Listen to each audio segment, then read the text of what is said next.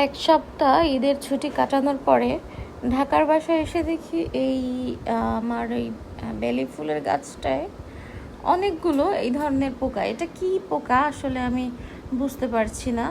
আর হচ্ছে এই পোকাটা কি কোনো ক্ষতিকর পোকা, বা এগুলো কি কোনো মাটির কোনো সমস্যা করে কি না, বা এটা মাটি চাষ করে দেয় কি না, এই জিনিসটা আসলে আমি এখনও বুঝতে পারছি না। আপনারা যদি জেনে থাকেন তাহলে আমাকে অবশ্যই জানাবেন। আর এই পোকাটা আমি কিভাবে দূর করতে পারি?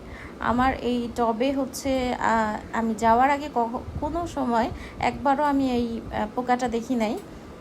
হঠাৎ করে দেখছি যে অতিরিক্ত পরিমাণে বেড়ে গেছে কিছুদিনের মধ্যেই। আর হচ্ছে ম্যাক্সিমাম গাছেই এখন মনে হয় চলে আসবে এই পোকাটা। তো এই যে আমি হচ্ছে এই পোকার ভয়ে আমি শাকগুলো তুলে নিচ্ছি। আর কি করার, কিছুই তো করার নেই। আমি জানি কিছু পোকা হচ্ছে গাছের অনেক উপকার করে, আবার কিছু পোকা হচ্ছে গাছের মাটি চাষ করে তারপরে দেয়, যেমন কেঁচো, তারপরে হচ্ছে এই ধরনের পোকাগুলা মাটি চাষ করে দেয়, যেটা হচ্ছে মাটির জন্য খুবই ভালো।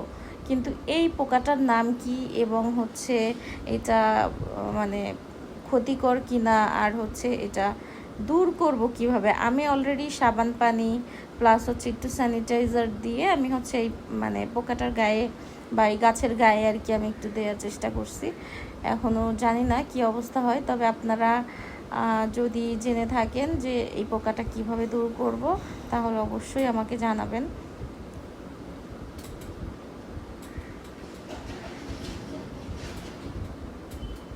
আর আমার ছাদের গাছগুলোতে আমি হচ্ছে এখন পর্যন্ত এই পোকাটা দেখিনি।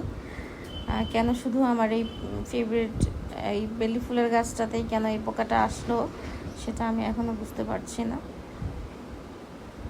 সবাই ভালো থাকবেন এবং